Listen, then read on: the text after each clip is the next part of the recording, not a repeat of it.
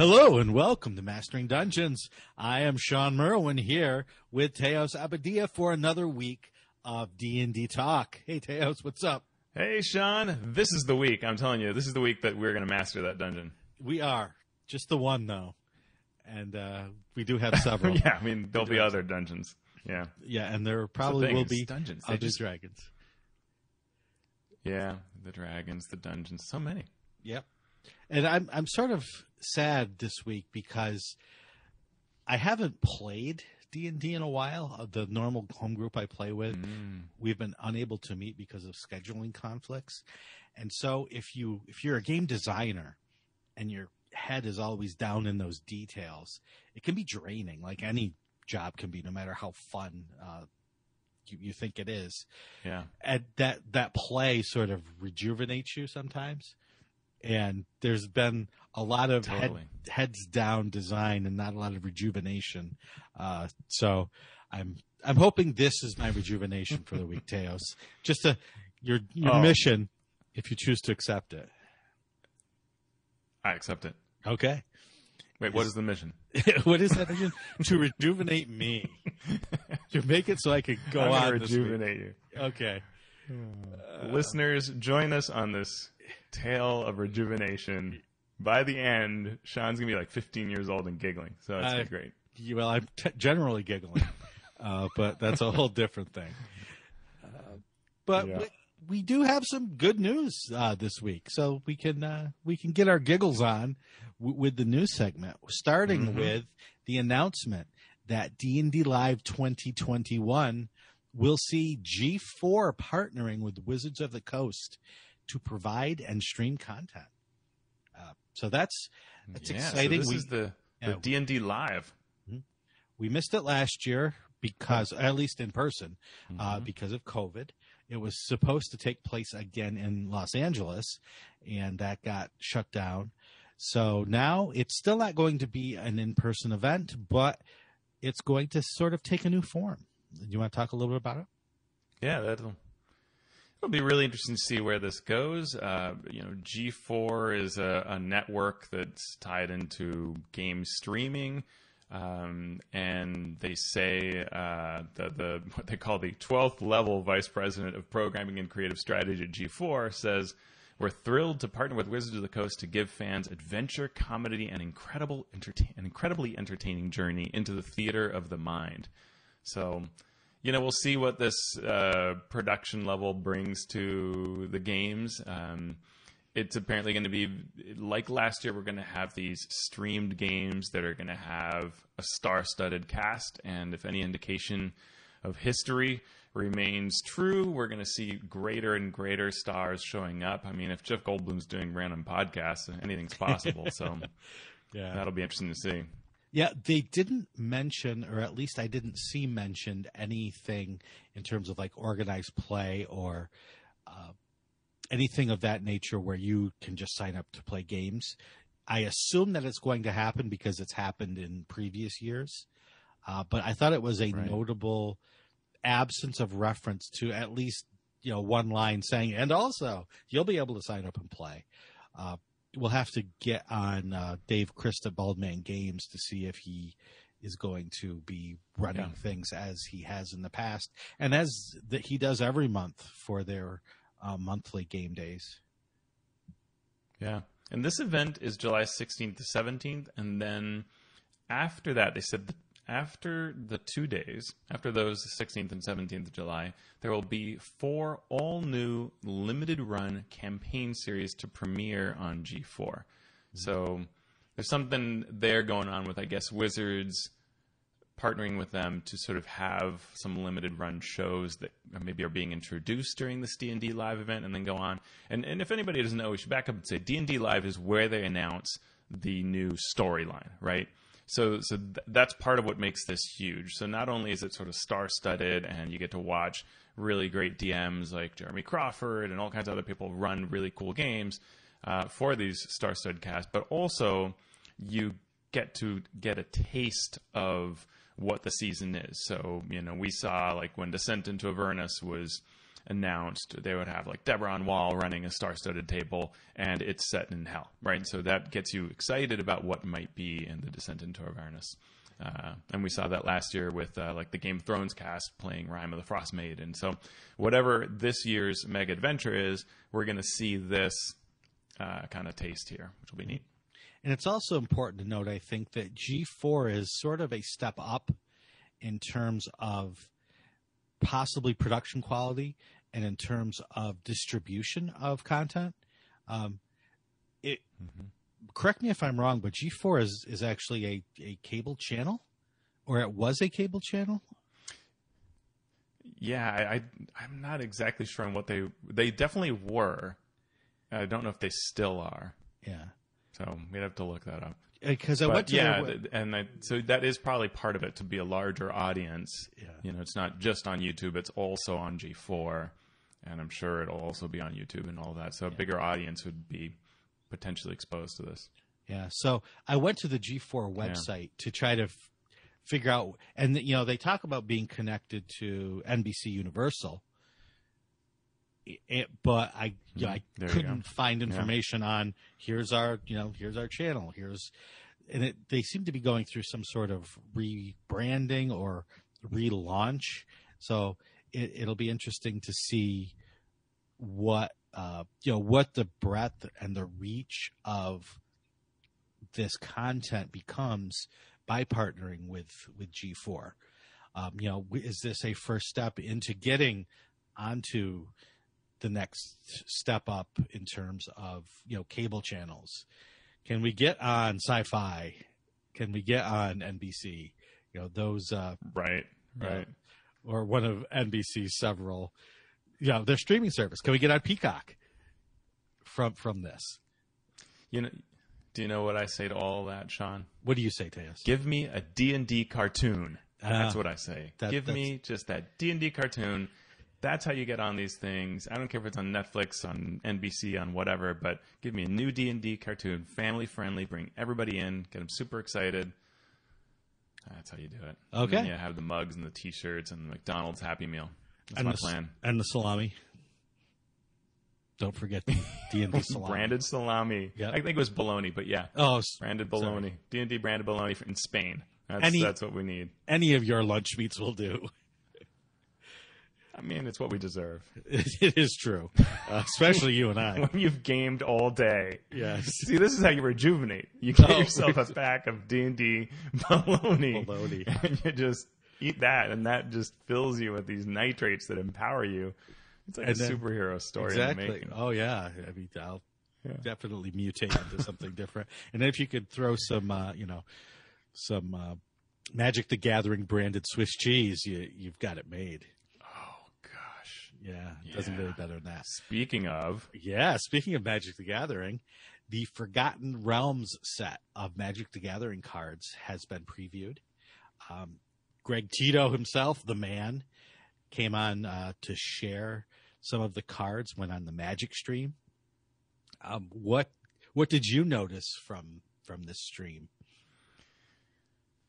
So one thing is just it's always good to see, are you getting kind of a proper respect from your partner, right? And even though Magic is in the same building, it's all part of Wizards of the Coast.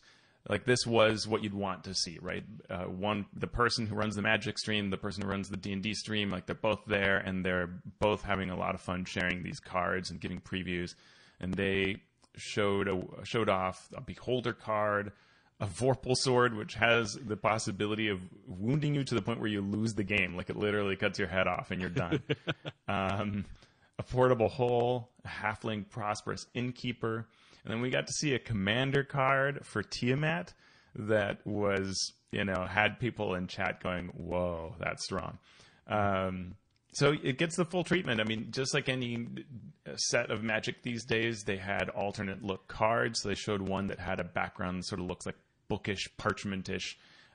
They had full bleed cards where the art goes all the way to the edges. They're going to be commander decks. Like, it's going to be the full shebang. So there's an article in our show notes that we link to that shows off the art, so you can check that out. But yeah, it was really neat. It was a good stream, and I think made a lot of people excited to get this set. Yeah. Did they mention at all? I didn't see this, so did they mention at all about teaching D&D players who've never played Magic how to play, or sort of, any sort of on-road for them? Because I'm interested now. I've played in the past, but I'm not an expert in any way. You throw out words, like foil deck, but I don't even know if that's a thing. Mm-hmm. But you throw those words out, I have no idea what that means. So I'm interested now, but I can't take the time to become the full Magic Gathering expert. And I'm wondering if there's any plans for that you've heard of. That'll be interesting to see, in part because Magic now has this cross-platform online presence through what's called Arena. And when you go on to that, in order to get started, you must go through the tutorial. I mean, maybe you can skip it, but you probably don't because you get cards out of it. And that teaches you how to play, right? So it's one of those things where it's like, oh, look, you get a free pack. Let's open it up. Oh, look, a foil card. It's like the normal card, but it looks cool. Maybe you want to collect it. Tap to use its powers, that sort of stuff. It walks you through all those things. Okay. And they might see that as very much their on-ramp. Mm-hmm. Magic is one of those things that can be super simple when you're playing a intro deck and you're just doing the very basic things or running through one of those tutorials. Or you can pull up the big user manual and go like, oh, wow, look at all these keywords and all these things. And so it can be very overwhelming. But there are a lot of ways to approach it and so that it's not.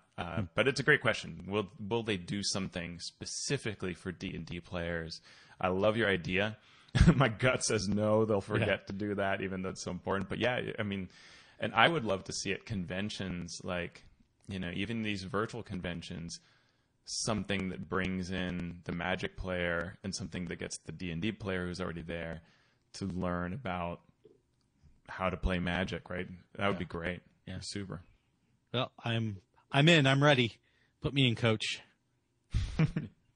Yeah, I'm going to buy too many cards, that's for sure. So the summer camp that we wish we had, the Academy of Adventures. So you're friends with Richard Molina Weber, yes? You know him? Yeah, absolutely. Okay. He used to live in Portland, and so, gamed many times. He's a fantastic guy. All right, so tell me about this Academy of Adventures that he runs. So I forget if this is the second or third time he's kickstarting this, but the first Kickstarter was in 2020, and he had this crazy idea of, I want to run a D&D summer camp for kids, where kids learn how to play D&D, and they master all the concepts and get super excited about creative writing and creative thinking and all the and just playing RPGs. And so he's again running a Kickstarter. It ends June 2nd, so you've got plenty of time to back this.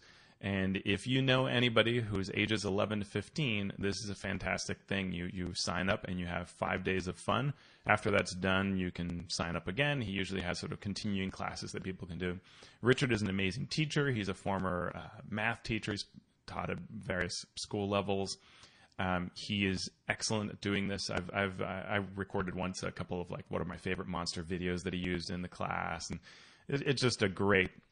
He's a great guy, and this is a great program. So highly recommended. If you know anyone in these ages, 11, 15, get the word to them on how to join the Academy of Adventures. I want to go to this summer camp. I know, right? Yeah, that would be awesome. But since I can't, I might as well get on to Roll20 and play some games. And now that Bianca Bickford has put up a series of tips for DMs who want to increase their capabilities of running games through Roll20, I can do that. So I think Bianca now works for Roll20 officially. And so her blog post talks about everything you need to know if you're a DM and you want to run games online. And so there's a link in our show notes that goes to the blog.roll20.net where you can find this list of tips. Yeah, it's pretty neat. I like this idea, and she's using the forums of Roll20 as a way to sort of demonstrate the collective knowledge of the forums. So you kind of get these tips that are given there, but then also links to the forums where people are providing additional information. And I'm always impressed when I play at these D&D virtual weekends. You know, some of these DMs, like their mastery of Roll20, right? When you do this, because some people have been running games on there for a really long time, and they are so good at it now. They know all these ways to automate things and apply conditions and, you know, change things up and reveal things and hide things, and they just goes back and forth, and it's really neat. And you say you're casting a particular spell, and they drop a template down and all these kinds of things. And so that kind of, or they bring you in on exciting landing pages. That's one of Bianca's tips is, you know, have a cool landing page where you start. And it really makes a huge difference. You know, you show up and it's like Rime of the Frost Maiden logo, and there's like a wind howling playing in the background, and you're like, oh, okay, I'm ready to play this game. So yeah, there's great tips, and I think for people like me who are still pretty basic on Roll20, it's a nice way to encourage us to do more. Yeah, I'll have to see how many of these tips I could use, and it's probably many of them. Yeah, right. Now we hear from the Arcane Library on Imagine First, Design Second. So what was this blog about? So Kelsey Dion, who runs the Arcane Library, has a blog that you can sign up through her mailing list, and I highly recommend it because she provides some really valuable things to people who follow her mailing list. And this one is a kind of neat sort of behind-the-scenes look at a time when they're designing an adventure and kind of we're like, oh, this just isn't working, and peeling back to say, why wasn't it working? And it has to do with when you over-design something because you're thinking as a designer and you're thinking mechanically, and then you're thinking about sort of these different objectives that are sort of very design-focused, rather than stepping back and really starting with the imagination. And so the idea is sometimes when we're hitting the wall and it's not working, step back and think through, what is it that makes this cool? What is it that excites us about this encounter? And sort of go back and feed off of that vision directly. There are a number of tips both in the story of sort of how this happened, and then there's a kind of bulleted and numbered section where Kelsey walks through different things you can do to be inspired and think and make that imagination step work well. Yeah, I mean, it's such simple advice. Imagine first, design second.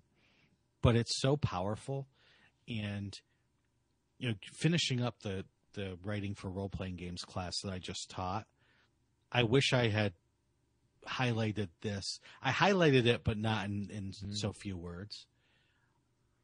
And often, you know, especially as you grow in your design chops, you sort of move through steps.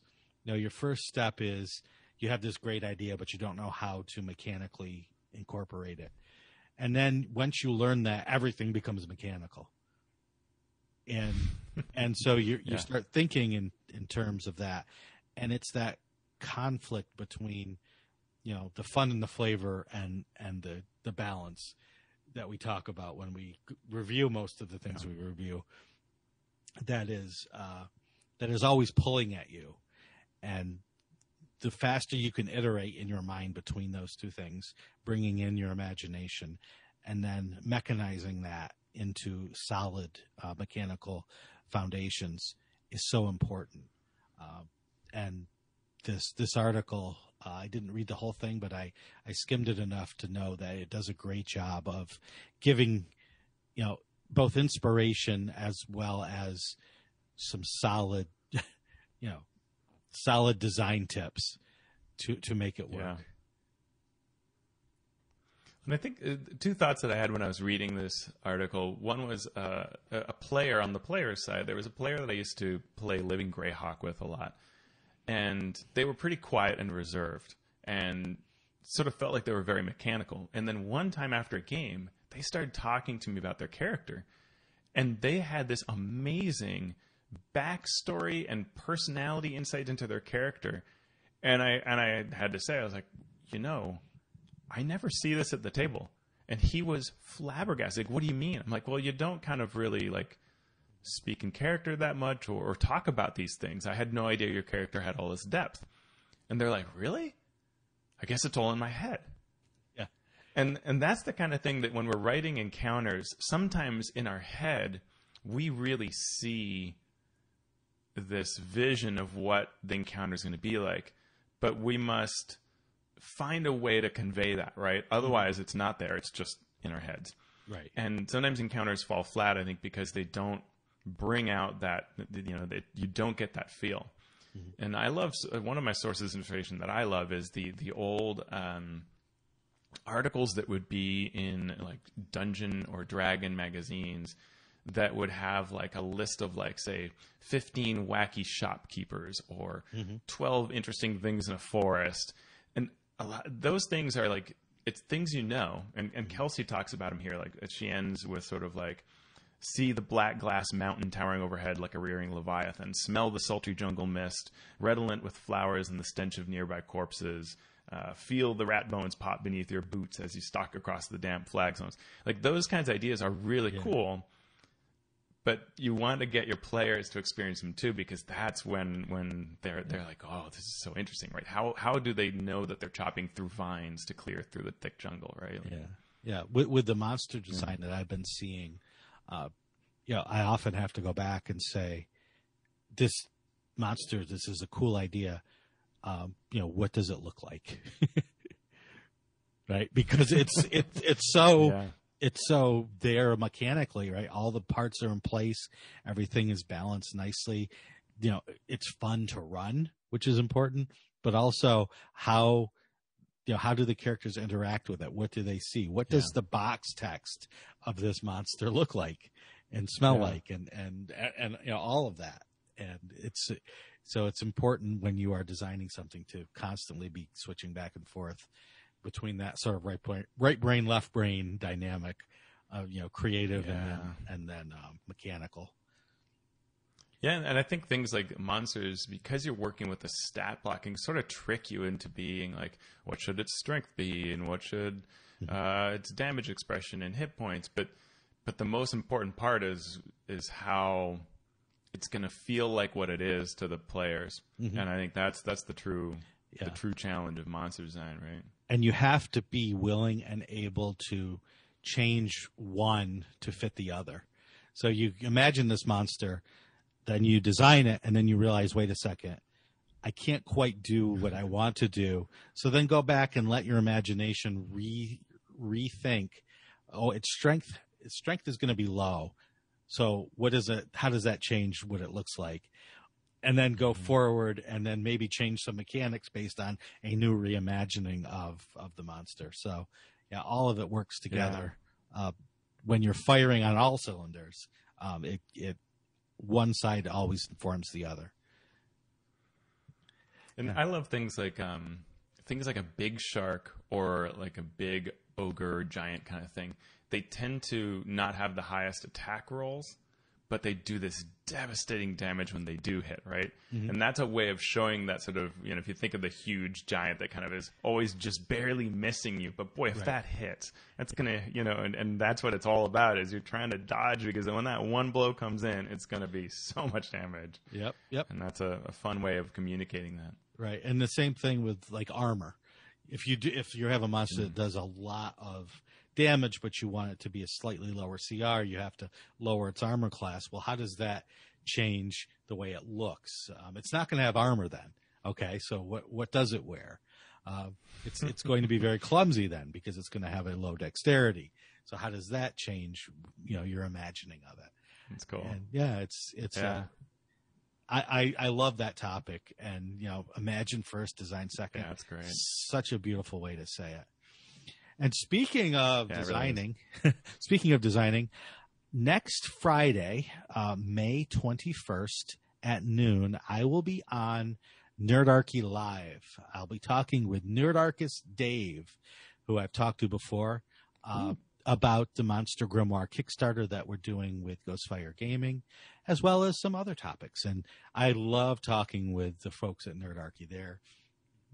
their website is great. Their videos are wonderful. This sort of live lunchtime chat that they do is, has some great people on it. You've been on there, right? I think I have. Yeah. They're super fun to talk to. Yep. Yeah. So I'll be there if you are free at noon Eastern time. Feel free to drop by. They do it live. There's a chat there if you want to ask questions. And it's funny because we're doing the live chat on the 21st at noon, and the Kickstarter ends the following day at 10 a.m. So that'll be the sort of one last push for the Monster Grimoire Kickstarter that we're doing. That is zapping. So everybody have until May 22nd. You've got to back this. That's right. Get out there. I'll be doing my best begging routine on May 21st. So you be there just for that to see Sean grovel. Fantastic. Yep. That's worth it. That's worth the price. Worth the price of admission every time if it's free. I think by the time this airs, I'll have been on a thing, but I can't talk about it yet. But I think probably on. I think on Wednesday I might have been on something. Okay. I say this before Wednesday, so go to the thing that Teos can't tell you about being on, and I'm sure it'll be wonderful. Check my Twitter feed Tuesday or Wednesday, I guess, but you now either already did or didn't. So I hope you liked it. We hope you liked the thing that Teos was on that we can't tell you about, but it's already happened. Sweet. Exactly. I love podcast time. That's how it is. And now let's talk Tasha's Cauldron of Everything. We are getting to the end of our look at Tasha's, and we've decided to give a significant amount of time to Chapter 2, which is on group patrons. This was a concept that they talked about first in the Eberron book, I believe. Eberron. And then they reprinted it and expanded it in Tasha's. And it's really a great topic, not just in how it's presented, but in what it means to the game of D&D to have something like this available to you, both as the DM, as a tool for storytelling, and as players, as a means, both rules and story to make your campaign and your character everything it can be. So let's talk about I love this. Great concept. Yeah. So go ahead. Why don't you start us off with sort of what they present? Sure. So what they do in this book is they give us 8 example patrons, and each of these patrons has an overview of the types of organizations the patron represents. They give us perks. Often they're sort of contacts or ways that we are getting our information, our quests, and so on. And then we finally get a group of quests. Typically, we're getting like a table of D6 options that we could roll for these things. But I think they're primarily meant there to be really for you to choose from them and choose the ones that you like. You're encouraged early on to customize the patrons to reflect specific organizations. So you could take something that is a broader category and say, well, actually, it's going to be the Harpers, or it's going to be the Zentarum, right? If I'm playing in a Forgotten Realms campaign. And so they make the point that these provided patrons are starting points. Like maybe it's a criminal organization. Cool, we can use the rules for criminal organization. But if we make them the Zentarum, now it has a campaign piece there. Or if it's your own world, you can choose one that's appropriate and so on. Yeah, it's interesting It's interesting to think about what is the difference in Wizards of the Coast Mines between a patron and a faction. And I think maybe none. I don't know. Yeah, it's because I was trying to think of that as I was reading this originally, which was a while ago, and I think a faction sort of is a part of the world, a larger part of the world than a patron is. I think a patron, if you talk about stories going from starting in the known and going into the unknown, a patron is sort of like a character in that it's a smaller entity, and within it, you know what's going on, but it sends you out into the world. Whereas the Harpers are large enough that you go from one city to another, you could run into the Harpers in this other city. Whereas the Patron is a little bit more limited. Although, depending on the size of the faction or the size of your patron or your patron group, it could be similar. Yeah, and I think that's why they suggest that you could make them something like the Harpers or not, because you're right. A faction is sort of like a recognizable entity, kind of a big mover, shaker. And these need not be. This can be a noble family or a thieves guild that's just in the local city. And I think a lot of it's about the story you want to tell. And that's the real point of these patrons, right? Is that they are here to add depth to the campaign story that we're telling. And that's why this is a great tool, right? Because we can give the players a unifying concept that is better than just the wizard in a tower or the local lord. It has more meat, and I think it's the kind of thing that conforms to the type of storytelling that D&D is increasingly trying to tell. It's a little less like the random, like an adventure. It would like Barrier Peak starts with you're in, I forget which city, but an area of Greyhawk, and the Lord just says, hey, there's been weird disturbances, head out there, and you never see that Lord again. Off you go to the adventure, right? Right. But we're increasingly seeing that campaigns are more like, it's the city of Baldur's Gate that cares about this, and you are developing a bit more of a relationship. And I won't be surprised if over time we see more and more of that emphasis where it really is you're bound to this group and this cause, and the relationships change over time so that you see that and feel that more.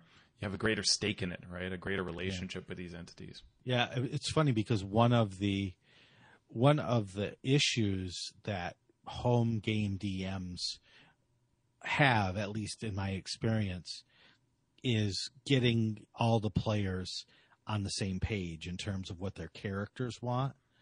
So providing a patron right up front puts everyone on the same footing, at least. And then if there is conflict, that conflict can be told in a background where it's not necessarily player against player. It's more player against this sort of expectation. And you can tell better stories where it's the wizard or the rogue wants to steal everything, where the paladin wants to save everybody. If you're all working for the Academy of Greatness, you can let the academy be the point of conflict rather than the rogue versus the paladin. There's sort of a buffer there. Yeah, and it tends to makes your campaign writing much easier as a DM because you have this larger arc that almost writes itself, right? Because they're doing these things. And this reminds me of when we were at the dream stage for the Ashes of Athos Dark Sun organized play campaign for 4E. Chris Sims was initially part of the group because he at that point didn't have too much time. So before he had to go, what he really did to bless the campaign is that we were trying to think of how do we, Dark Sun can be a little bit where people can get the sort of player versus player idea. They can be feeling a little more sort of evilish or dark world.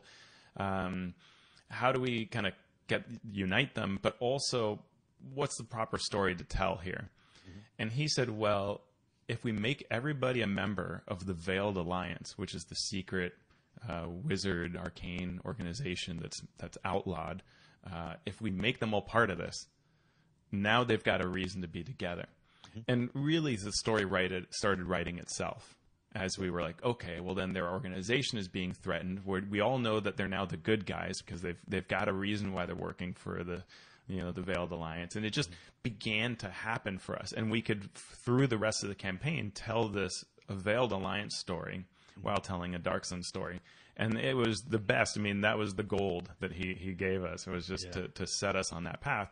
And this is what patrons do for you too, right? Right. Chris is a very smart man. There's no doubt about it. And he's so smart. And it's similar. A similar story is the Zendrik Expeditions campaign, where we had 4 faction masters who we were telling. It was essentially 4 different campaigns within the one campaign, where you had, the good guys, the light, you had sort of the bad guys, you had the military guys, and then you had the Crimson Codex, which was mine, which was like, we're going to solve puzzles, and yay for puzzles. But in a sense, the players could choose to work. You could play in one or none or all of those factions, and it did similarly. It worked great because everyone had the same goal, and you could play against type, but you at least were all moving in the same direction. And it became even more obvious why that was important when we had the adventures where all the factions could play together. And there was instantly, as soon as you sat down at the table, tension. And I'm not talking about like in-character fun tension. I mean, everyone wanted to play in the evil faction. And as soon as they sat down to play these core, all factions together adventures, they were just horrible human beings to everyone else because they had that excuse of, now we're not working together and we're going to show you what we can do if you let us.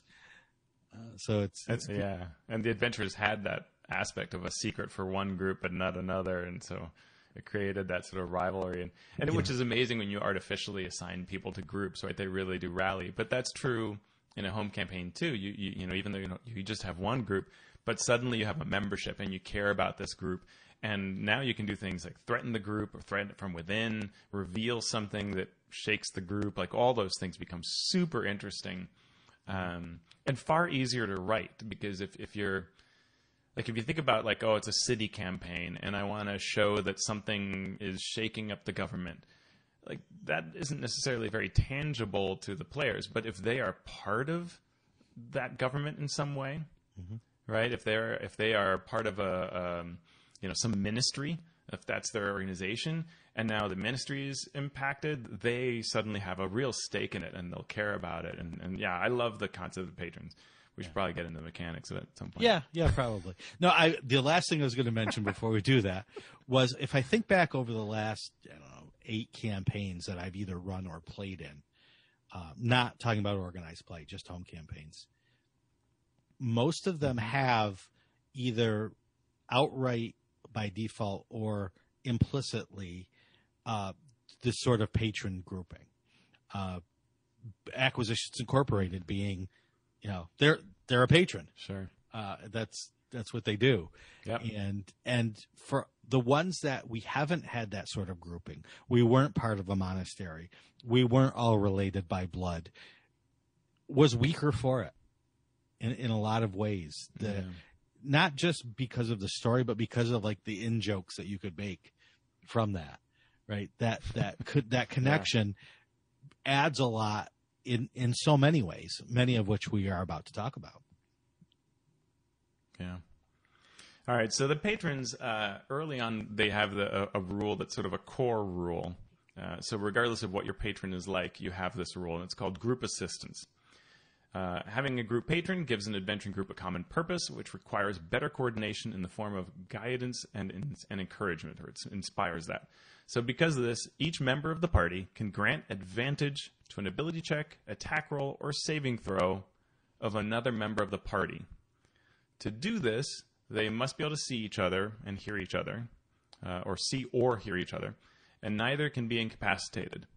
And once you give it to another character, you cannot give it again until you finish a long rest. So basically, once per day, everybody has an inspiration token they can give to someone else. Except inspiration is an advantage, but we'll just forget that. But it is so this is kind of your core way of saying, hey, you get right off the bat, you get this benefit because you're all working together. Not bad, especially I think if DMs are kind of like, hey, it's hard to get people to use, a sort of, this is not actually inspiration, but if you're seeing inspiration not being used a lot, here's like an extra advantage you can give out this way. No, and that's a great idea, especially with how haphazard inspiration can be remembered by certain DMs. You know, some it's something that the player always has. Some DMs never give it. So having it laid out this nicely and explicitly is easy for the players to remember as well as the DMs. And I would say for this, it's good for inspiration as well, but for this, I would get a particular token, like get a campaign coin or some kind of neat thing. Like when I ran Tomb of Annihilation, I bought some plastic skulls that were at a Halloween discount store sale and gave each person a skull. And that was you have this, you can give it to someone else or use it yourself. And that kind of a physical thing that they can see, or a token in an online platform, that will help them remember that they've got this group assistance feature. And so then patrons also get perks. Those vary by patrons, and then assignments or quests that are given out. And I've got to say that a lot of times when I read these kinds of where, you know, there's a series of things, like when we talked about environments in Tasha, and it was sort of like, oh, every environment has this and that kind of structure, and then you read it and they all feel sort of very similar. And this is a case where I think there is a lot of, I really love the writing of these group patrons. Like, they have this common format of the concept, the perks, the quests, and so on. But it's a demonstration of how well the structure works, that the structure here is often just really giving you great ideas so you can tell great stories, rather than just being a sort of, I don't know, useless framework, and it all feels kind of like the same. Like here, really, it drives the difference of these patrons, and I like it a lot. Yeah. So let's go through one or two of them just to give examples of what they do, how they're the same, but more importantly, as you said, how they're different. So the first one that they give is the Academy.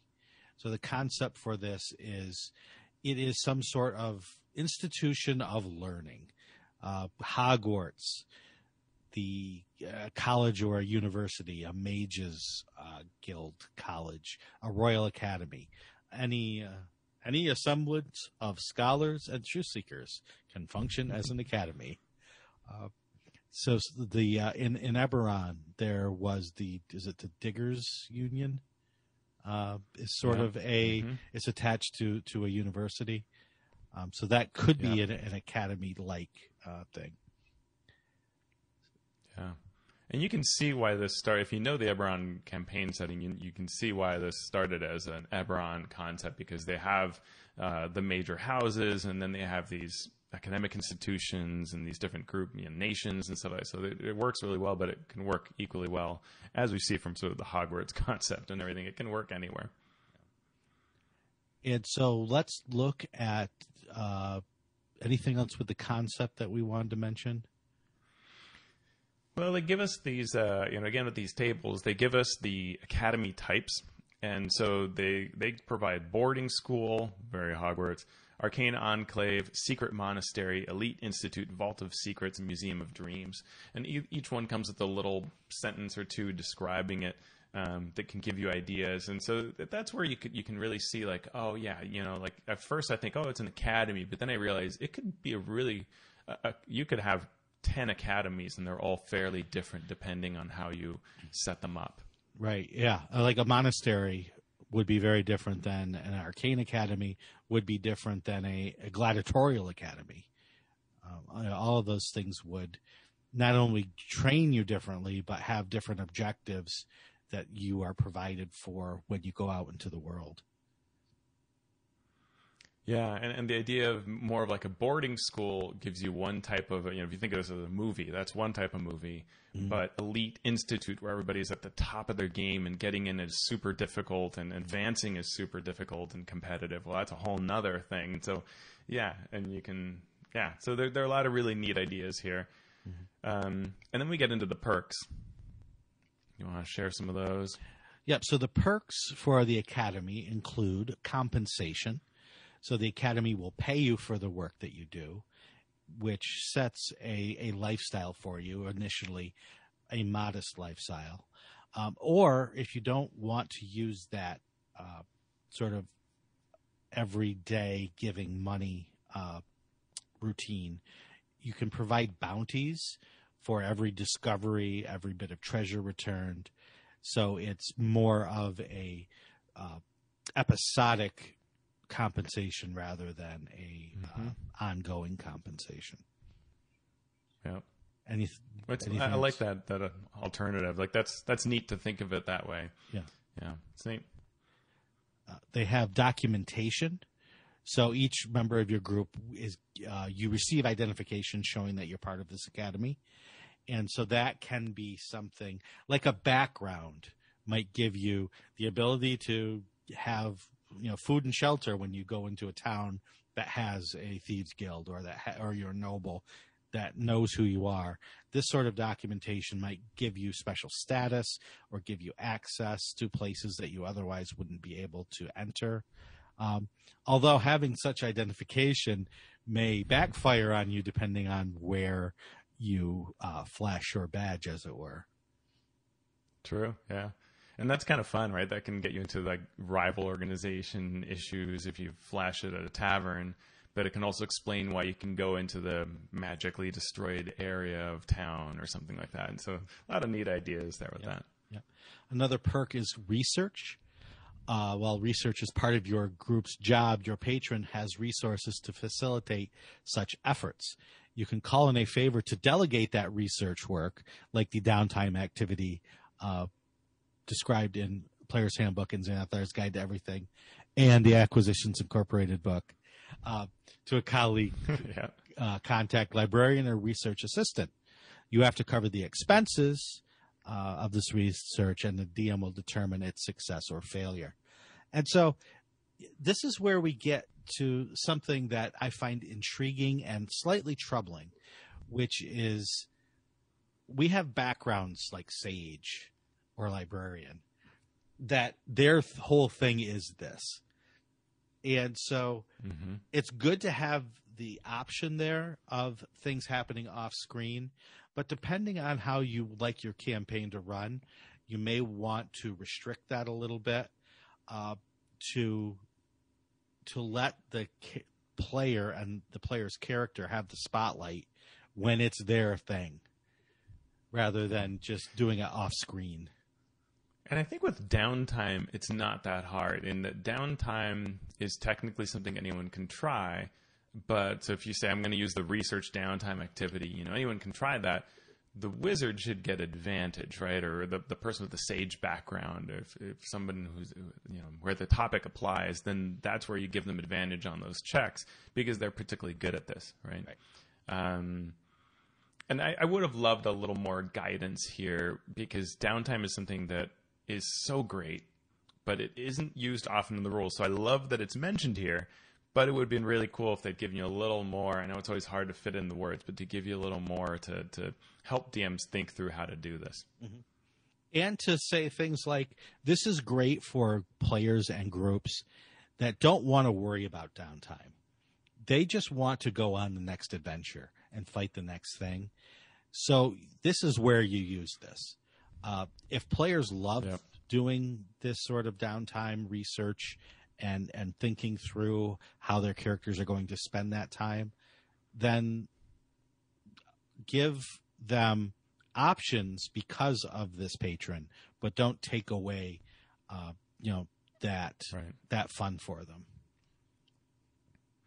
And I think in general, that's something that is hard for DMs to envision, and that's why we put it specifically. You see it in the Acquisitions Incorporated adventure to showcase how you do that, where the chapter of the adventure ends. There are a number of sort of questions that were raised, secrets that were uncovered, and they don't tell you the full story. And that's when you have a little time off to do your downtime. And if you're a member of a patron like this academy, that's a perfect fit, right? Where the adventures, the stories you're telling in these adventures should often end on sort of a mystery, right? Like you uncover some sort of information on a long-lost cult. Hey, we're an academy. Well, let's research this. And as you're researching it, you find out, oh, look, here are these various clues. Now we can follow those to go to the next step. And it validates the type of organization you are. And now, on the other hand, if we were criminal or patronage that we're following, that might be where we go speak to, this master thief, right? Find the master thief and ask them, about this vault that you heard about. And now you can learn what you need to go on to the next part of the adventure. And that is super fun when you do it that way. Yep. They also, I would have liked that to be a little more here. Yeah, I think that would have been helpful. Even just give the highlights of what you said in how the campaign can be. That rug really brings the whole campaign together. Bring the campaign together using those things. So they also provide resources and training at the Academy, so you can use the downtime to gain proficiency in certain skills, training in languages, musical instruments, and so on. And they also talk about an Academy contact. So that is, someone who, when you talk to people at the Academy, who are you dealing with? And they give a nice D6 table of sort of the harried functionary, the celebrated instructor, the wizened fixture, the infatuated tourist. These different ways to make the Academy come to life by putting a persona on it. I like that idea. I think this is a very clever, very few words that can accomplish a lot, where you encourage the DM to use this contact. And it's really great because now you have just with that little description, some ideas on how to have the main face that they interact with. And then you can do all the great things that happen in like good TV shows and movies, where one time your contact isn't there and someone else is there. Right. And what happened to the contact, right? Like and then everybody goes, wait, what? Like, where's Timothy? Oh, Timothy had to leave on a mission.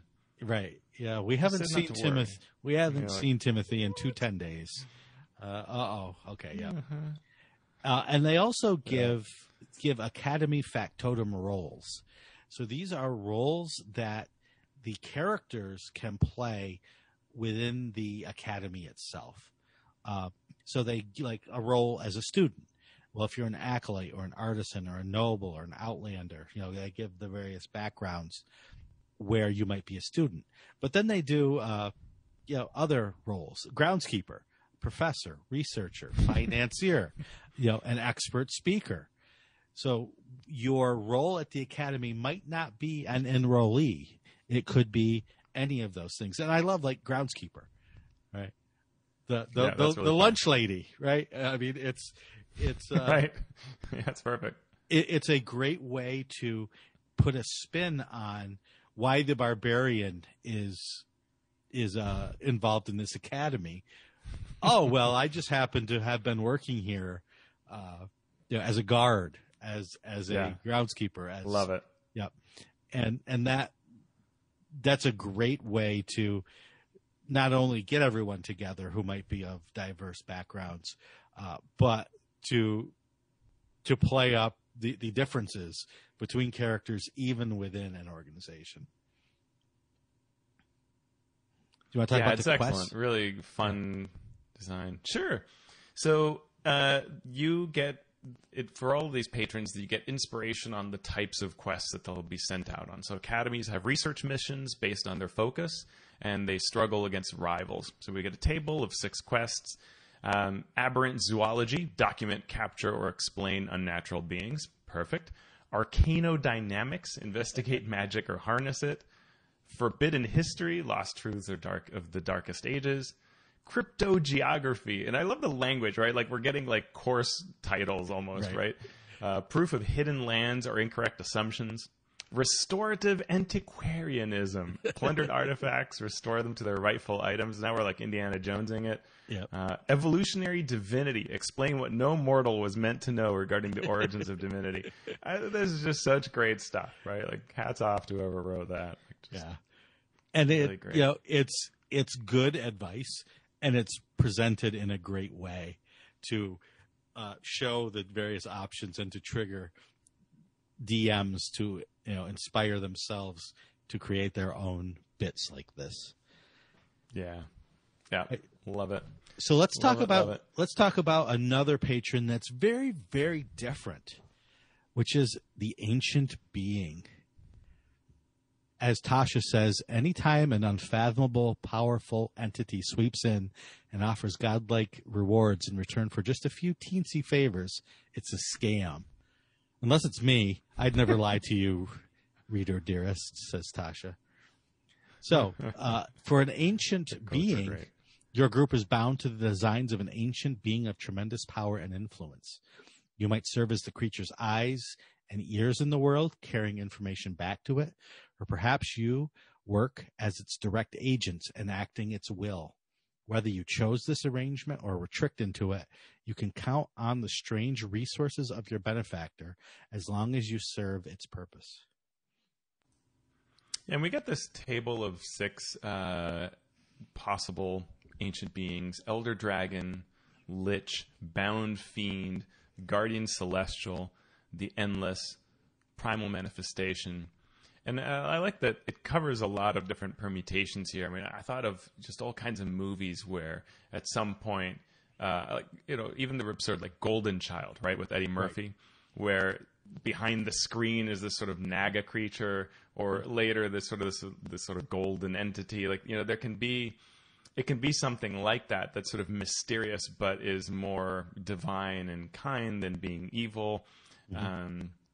Or it can be evil if you want. I mean, you have to sort of explain why your campaign is going this way, but it's neat. And things like Primal Manifestation, right? It could be something that's in the forest and you're all elves. Like, there are a lot of ways that this can play out to make for a really diverse approach. And I like how this is done. I just think it's great design. There's a lot of flexibility here. I read this table and I think of 3 different campaigns I would immediately enjoy starting to work on. Yeah. To design. Yeah. And it's even more notable because it is almost the opposite of the Academy, right? The Academy is very rigid. The Academy is everything in its place, and it's all about knowledge, and we know what we're doing, and we're sending you out to gain more knowledge or to use the knowledge we have. Whereas the ancient being is mystical and it's unknown, and you're not quite sure probably what you're working for, and if you're working for good or evil, or anything in between. And so there's this whole chaotic nature to it. And so you have to work a little harder, I think, on tying everyone to this patron, because it's unknown. If you give some players this sense that they may not know what's going on in the background, they rail against that because they want to control their own story. So you have to be willing to work with your players and let them know that this is going to be the thing that is going to bring everyone together. So you have to sort of bear with it, become part of the story rather than fighting against the story.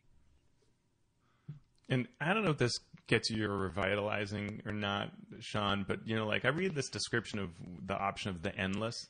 This person has lived many lifetimes because they can't die, at least not permanently.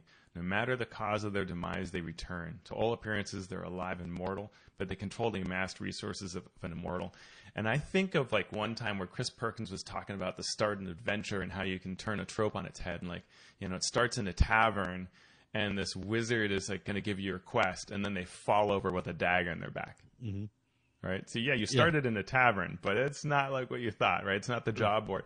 And how cool if then later on you are called into a meeting and there's the same wizard. Right. Wait, you had a knife in your back. Yeah, have you solved my murder yet? I want to know who tried to kill me. Right. By the way, I think I want to employ you. This is the kind of thing that could be so fascinating as you, wait, who is this person who's employing us? Right. Why are this ancient being? What's going on here? Oh, it could be so cool. Yeah, and that also takes you from it's just a random happenstance event that brought all the characters together to this is how we all came to serve this ancient being. He offered everyone something that they really wanted to work for him. So. I mean, that could be fun. You end one adventure with a genie and a lamp, right? Mm-hmm. And then now begins the campaign, right? The one shot ending is the beginning of the actual campaign or something, right? Yep. And so, like the Academy, the ancient being gives you contacts. operatives, roles within the patron organization, the devotee, the infiltrator, the mouthpiece, the pupil, the guardian, the offspring, and so on. Were there any other ones that you wanted to delve into? They had the criminal syndicate, the guild, the military force, the religious order, and the sovereign. I think religious order is one that has a lot of rich potential, right? Undead hunters, devout scholars, relic collectors, charitable missionaries, militant inquisitors, doomsaying evangelists. Like, there's a lot here that you can. Again, the campaign just starts writing itself as you start thinking through just these possibilities and what could be going on, and that one's that's really rich. But they all do. I thought puzzles was going to be my favorite thing in Tasha's when I started reading, but it's the group patrons, and I'd skimmed them in the Ebron book, but really looking at them here in new light, I just think they're just fantastic concepts here. And if you had not read this piece, you deserve it to go back and read over this piece and think through how you can use it in a campaign. And I hope, and I've kind of been on saying this a fair bit on social media, but Wizards of the Coast sometimes creates awesome ideas, and then you never see them in play. And I think that for a piece of design, what I'd call a subsystem, which Patrons is sort of a subsystem that you can bring in or out. It's not core. For it to have legs and have life and be thought about as a part of the design of the game, it has to show up. And so I would love to have seen that Rime of the Frost Maiden used patrons, right? Or that the next adventure, I hope of an adventure in the near future uses a patron and applies these rules to it, so that we get downtime and we get this patronage system. Like, I think that would be a superb way to tell a long story the way that are in these big hardback books. So, yeah. And one other thing about patrons that we didn't mention, but it's very important, is that everything that we've talked about has sort of been story related, except for that part at the beginning where this is the mechanical benefit you get. You can bring in your more, I don't want to say power gamer players, but I'm going to say power gamer players. You can bring them into this by tying mechanical things to the patron. Oh, you want to use feats. Well, in order to get a feat, you have to learn the feat from someone at your patron, at your group or someone associated with your patron who can teach you that feat. You get immediate buy-in then from those players. Even if they're not into the whole story, they appreciate their patron more when there is that sort of connection mechanically between their character and the patron. A lot of your power gamers and optimization players, they try to win with the rules because that's what they have at their disposal to try to win with. But you can give them anything to win with, right? You can let them win with skill checks or downtime or whatever. Right. And that was some of the thought process behind franchises. And just like we said, like Acquisitions Incorporated can be a patron. Any of these patrons can use the franchise rules from Acquisitions Incorporated, which allow you to gain levels within that organization, right? You get your franchise levels and that area that's given to you for control, your sort of domain that's gifted by your patron. The default is Acquisitions Incorporated, but it can be anything. It can be a criminal organization. It can be a military force, any of it. That lets you gain levels and play this system as well as enjoy its story benefits. Right. So you can tie the two together, and that gives the optimization person a lot to shoot for because they're like, all right, you know what? If we do this particular activity, we're going to do really well as a franchise, and we're all going to gain the level, and then I'll get this, role benefit. And so that's a great way to exactly. get everybody excited. Well, if we can make all this money at this downtime, then we can afford to pay our retainers to go do this. Oh, and I'm going to pay the armorer that we hired to make my magical armor. It all ties together. Yep. It all ties together. And because it has this story underpinning, or really an overarching story, it's draped in that story. The story people are really happy when the optimization person is optimizing story stuff, right? Which is exactly what you're doing, is you're putting story goals to be pushed forward, optimized, whatever. Yeah. And so everybody's winning, right? Because that optimizer can bring a lot of energy into that process, and everybody's excited, and that's great. Yeah. So, your patron. Oh, we should add that. Yeah, go ahead. Yeah, I was just going to say that there is this being your own patron, right? Yep. Section.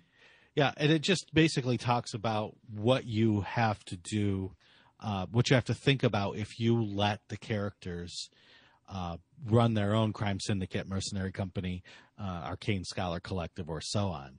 You know, when you're the boss, you have perks, but you also have the other consequences that come with, you know, running any organization.